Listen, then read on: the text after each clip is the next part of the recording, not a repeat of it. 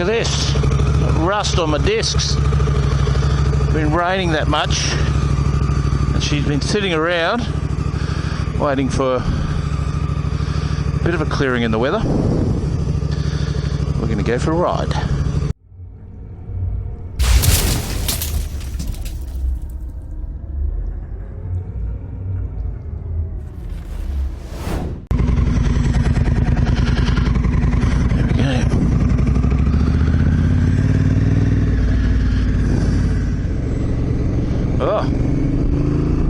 So I checked the weather. Come on. Let's sort that out. Now, I'm just going to have a quick squiz up here. Traction off. But it was pretty slippery. I came up here. Oh, yeah, that's really slippery. I came up here the other day in the cruiser and I thought,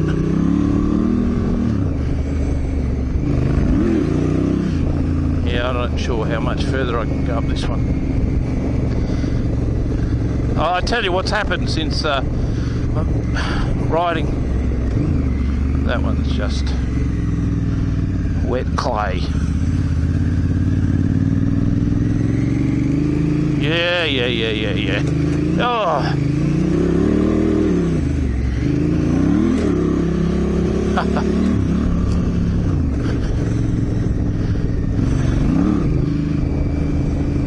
Oh, I got to tell you what, the old Pirellis do a really good job.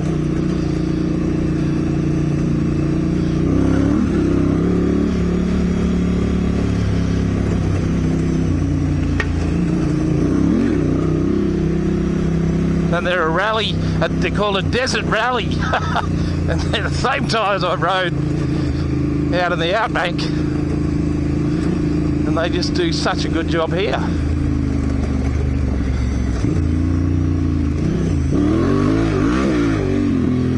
And I've got to tell you that traction load is not too bad either, even though there's not much left of that. I was going to sort out this GPS. Yes. I came up here the other day in the Land Cruiser. It was just bucketing down.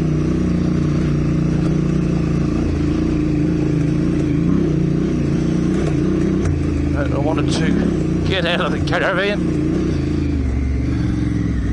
Yarriabini National Park. Registered vehicles only.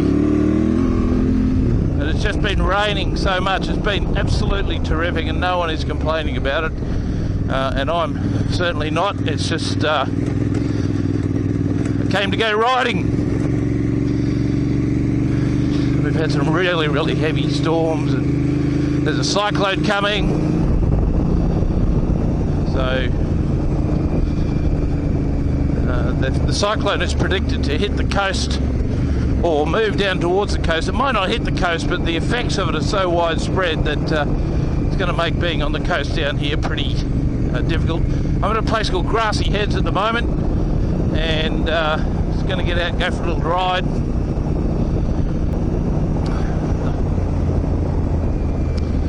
But then tomorrow, what I'm going to do... Hello, big hole in the ground. And mud. What I'm going to do tomorrow is pack up the van and then head up into the Great Dividing Range and over the other side and up into Tamworth for a few days. I've got a mate up at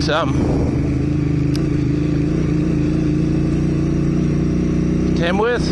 I'll visit him and then I might head back down towards the coast. Not sure which way yet, but there's the Hunter region, boys, so there's a whole heap of fellas in that region and a whole heap of tracks around there that I want to go riding and exploring.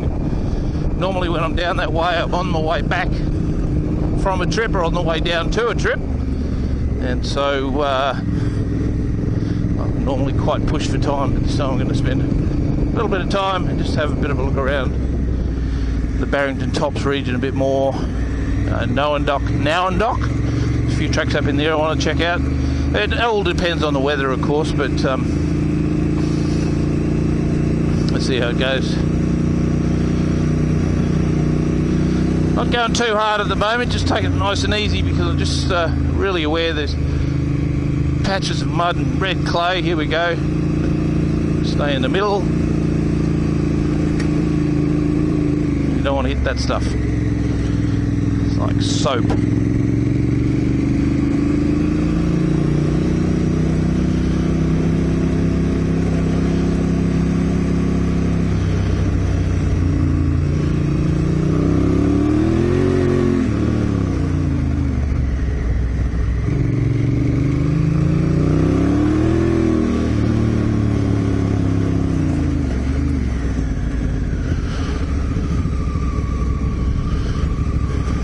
Just like that. I remember coming down here the other day and the Land Cruiser was slipping around the place. So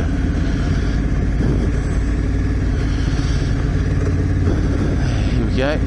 This is where it was. Red clay. Ah, gee.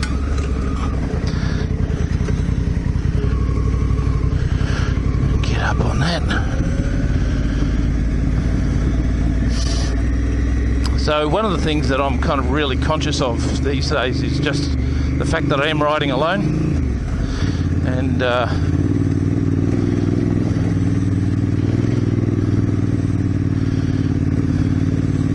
just focusing on being safe.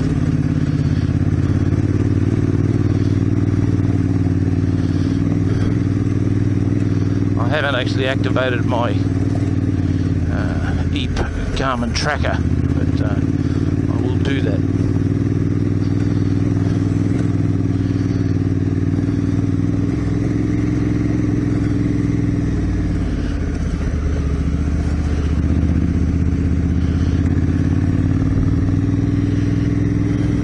We're on the main all-weather road soon. There's an intersection up here, I think, from memory, and the conditions of the track improved drastically. So anyway, the trip so far is, look, it's only been a couple of weeks since I was,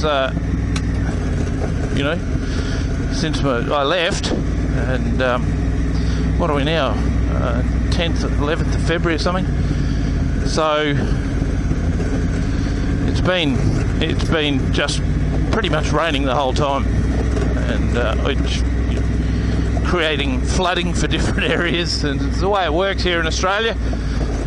You'll have a drought, then you'll have a fire, and then it'll flood. 100% predictability. That's basically the way it happens. The country's going through a massive recovery process at the moment after the fires. There was obviously no fires through here. Tell by the condition of everything, it's all very green.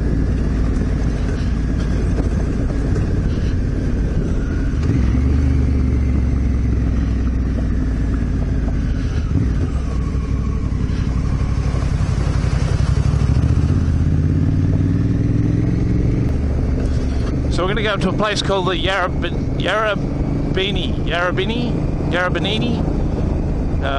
lookout, which probably won't be a spectacular day because it'll be covered in cloud, but it's quite a climb, so it should be interesting.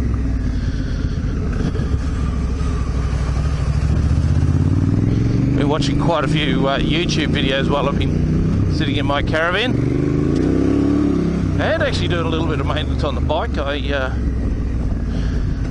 I had that muffler come off when I was on that ride with Neil, and so let's go. Yeah, so I took the muffler off again because I really didn't get an opportunity. I left shortly after we did that ride, and I really didn't get an opportunity to go back and fix it up properly. So I actually put a baffle back in the pipe at the same time. So I'm not sure whether or not you can still hear it. It's much quieter. Fortunately, that water's flowing quite quickly, so there's no slime. So what I've been doing lately, apart from little bits of maintenance here and there on both the caravan and the bike. I don't know, can you still hear that? That's actually a little bit deep.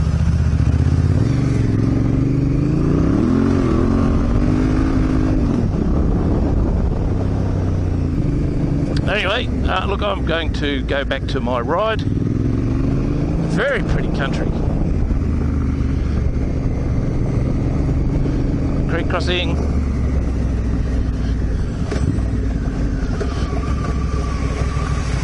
gravel on the exit. There's a little bit of slime under there.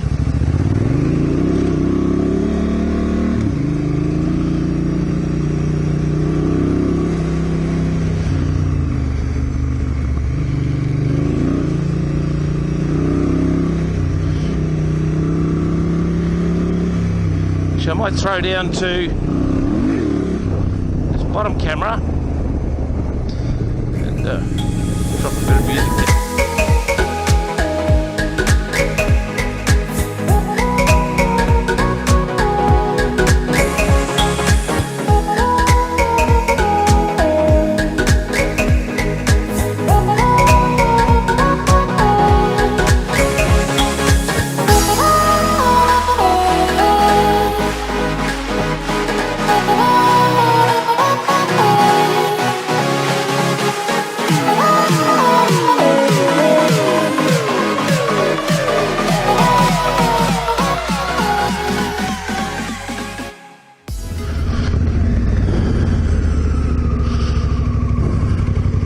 Go.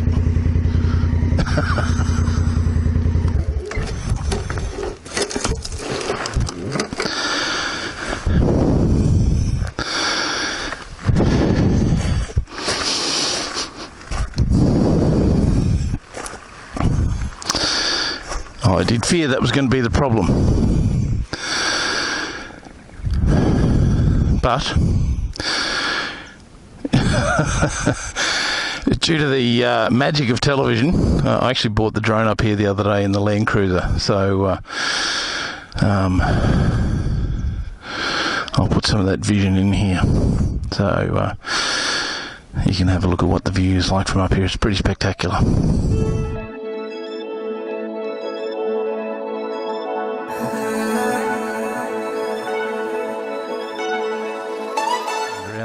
I actually just been sitting over there on the phone while I've got good phone signal, and I turned around, the cloud had blown over, so there we are. But I mean, I'll still put the drone stuff in because it was a much better day than it is today. But we're up at about 500 metres. You can see the rain down over there. Anyway, got a riding to do. I thought I'd just go and have a look up at the tower right up at the top while we've got clear vision. But it's a bit slippery under that top level. It's not as hard packed. It's obviously get as much traffic.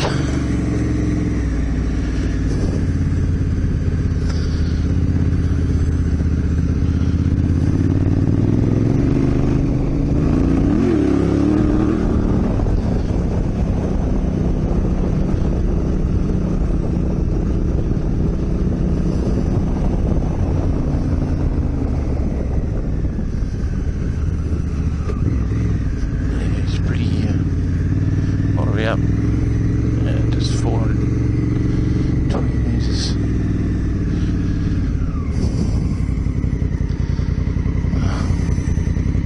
It's not very interesting, is it?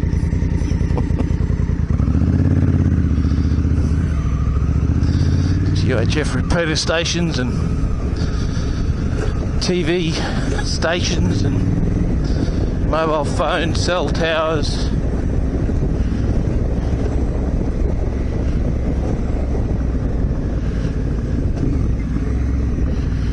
Let's go.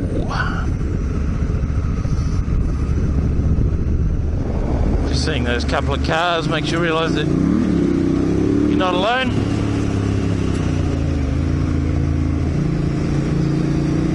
And just be aware of corners.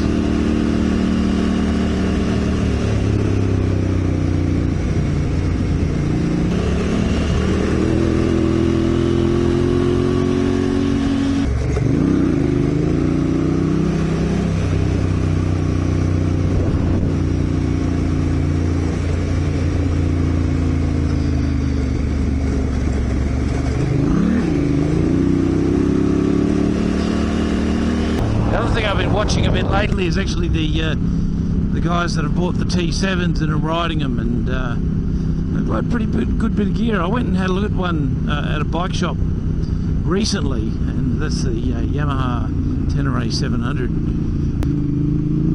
But they seem to go pretty well. They're what, about 70 horsepower. But that's go this way, I think. 70 horsepower's good. You know, when you have a look at it though, like the thing's about 200 kg wet. That's before you put any bash plates or anything on it. So it's about 200 kgs wet, which is just about 30 kgs, 36 something like kgs lighter than the Africa Twin. It's got 100 horsepower. But it's a noticeable 30 kgs. But when you have a look at other bikes that are in that 700 class, you've got the Tiger, the 800 Tiger, of course, the 650 and 800 BMWs, and they're up over 200 as well. But then you start looking at things like the Husky 701 and the KTM 690, and they've got 70 horsepower, and you know, I think the Husky's what, 146 kilos or something. So you know, it's a pretty good power to weight ratio. It's not orange. All right, I know. Calm down.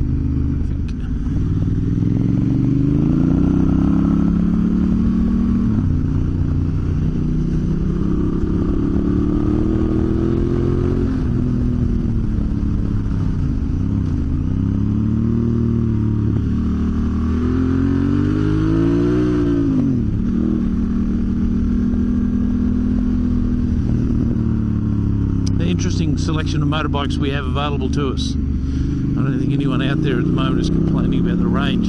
Apart from me, let me just say, you know, Honda, come on, just give us a, you know, give us a decent off-road bike in that mid-class size. I mean, the only thing that's in there that, you know, the 450L's about the biggest, CRF 450L's about the biggest thing that, you know, could be considered an off-road bike. I know that the CB500X, you know, with some rally raid gear on it, is a really, really good little piece of kit. I understand that. But, you know, it's pretty crappy suspension, and it's, when I say crappy, it doesn't have much. You know, you want a long travel bike with good ground clearance. You want something like a twin cylinder, you know, and they've got the CB650R engine. You know, surely they could rework that and stick it into some kind of frame that's got long travel and reasonable suspension, and, you know, just a good platform to build from. I'm sure they could do something to keep it down around the 150 kgs.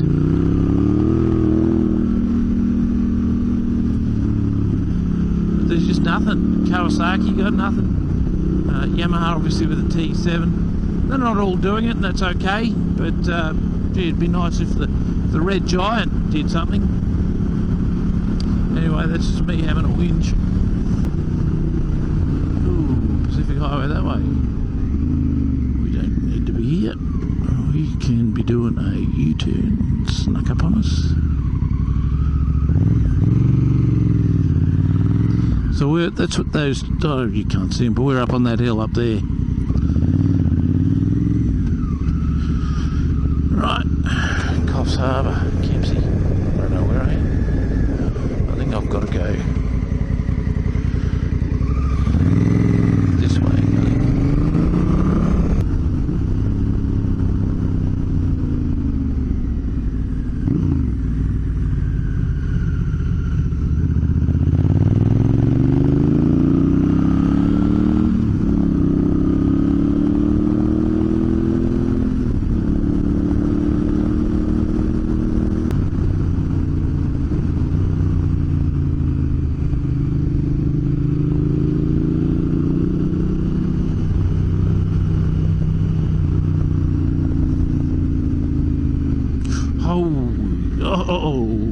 Oh, that was wet and slippery on the knobby, so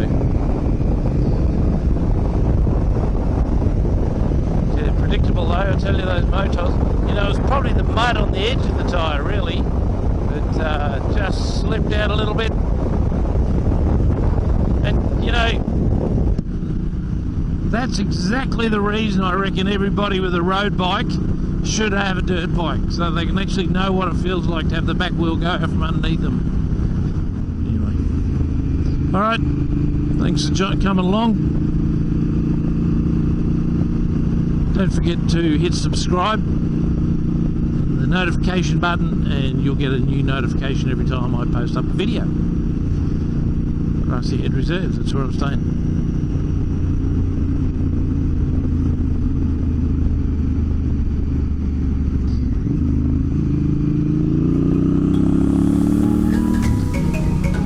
You know what? I'm actually going to go and have a